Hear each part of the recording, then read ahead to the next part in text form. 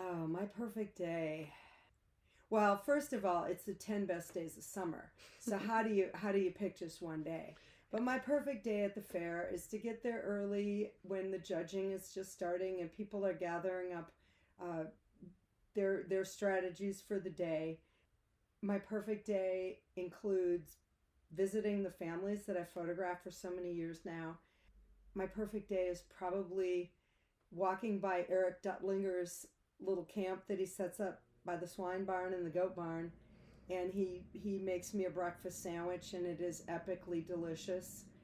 I i think the perfect day is taking a walk down the independent midway where all the concessionaires are cooking, and it's such an amazing amalgamation of smells. Everything smells like heaven.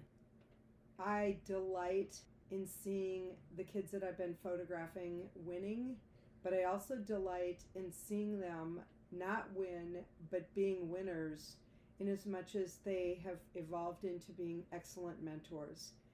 They help each other. Uh, the community is genuinely unique. You know, we always hear about a lot of bad news. That's the first thing that's reported anytime, anywhere, on any media.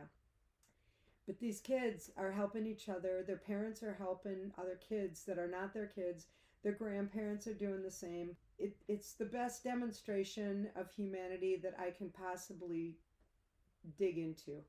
And I've got thousands and thousands of pictures that are evidence of that very event. And I can't pick a best day. I can pick the best parts of my day. And that's one of the best parts of my life, actually. This is my perfect day anywhere. Mid 70s. The sun is shining. It's not too hot. No, or at least little wind. That way you can wear shorts, a t-shirt. You're good in your flip-flops. No rain anywhere, because walking in muck at the fair is the worst. So yeah, flip-flops or sandals.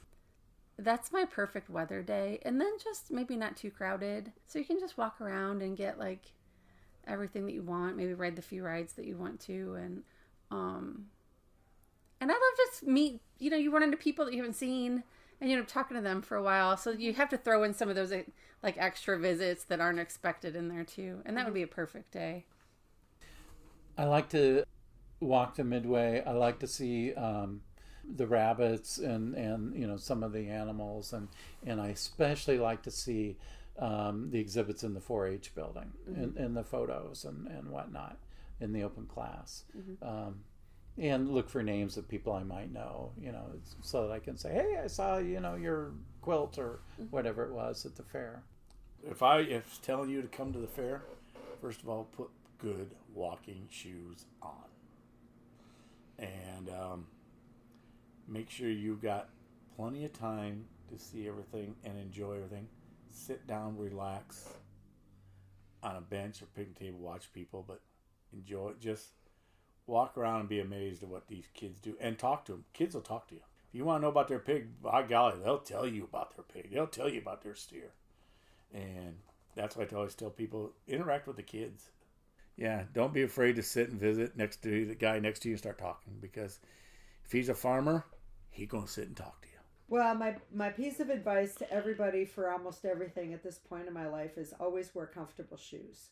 My second piece of advice is explore the whole thing and just take it all in, because there's so much valuable programming and exhibit opportunities there, and be inspired by the things that are in front of you, and have a good time.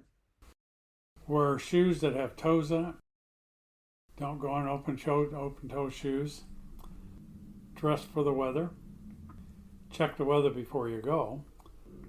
If you go on a really nice day, expect a crowd. And check your ego at home. Yeah. You don't have to be the first in line for everything. Somebody's got to be last. Could be you. I think to get the most out of your fair experience, you would probably get there around lunchtime or a little thereafter. You'd get some food. You'd walk through all the animal buildings, preferably on a day where the large species aren't showing, like the hogs or the cattle, so that way you can go through all the barns and see them all. Yeah, we do all the free entertainment in the carnival after you experience that, and then I would definitely get a ticket for a grandstand event, depending on what we have. I mean, there's obviously an array of things, but, typically the first 4 or 5 days are concerts.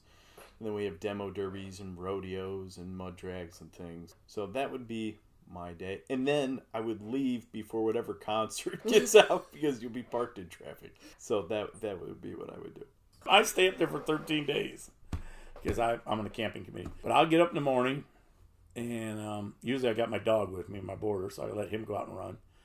And then I go up to Josephine's Donuts, get a donut and a cup of coffee. And then I drive over to fair office, check in, see if they need anything there. And that's where I record Welcome to the Porter County Fair. And then I'm pretty much done for the day unless they need help somewhere. So I'll help, or I'll go watch shows, or somebody needs something, I'll go help with that. By that time, it's lunchtime. I don't know, either eat there, go to the camper, and then I kind of take a nap. Because then you go help out, like at concerts. I'll go work at one of the gates. We always try to have a fair board member there at the gates in case there's problems and people are getting agitated. They like it when I'm out there because I'll go have fun with the people. I'll interact and talk. If they're a little upset, I can get them to calm down. Do that or go look for a thing. Then me and my wife, we just walk around and eat and enjoy and visit. And then about 10 o'clock, she goes back. I come out and make sure everybody gets tore down. We get everybody out of there. Just kind of hang around and watch and then go back. But a lot of us sit there and visit, see how it's, because next to me is a couple of guys that got sheep, and I'll go hear how the sheep show was, because they all do there. And then down the way, there's a bunch of them in the cattle, and I'll go down and visit with them, or some of the food vendors and stuff like that. Yeah, and it all starts again the next morning, whatever they need.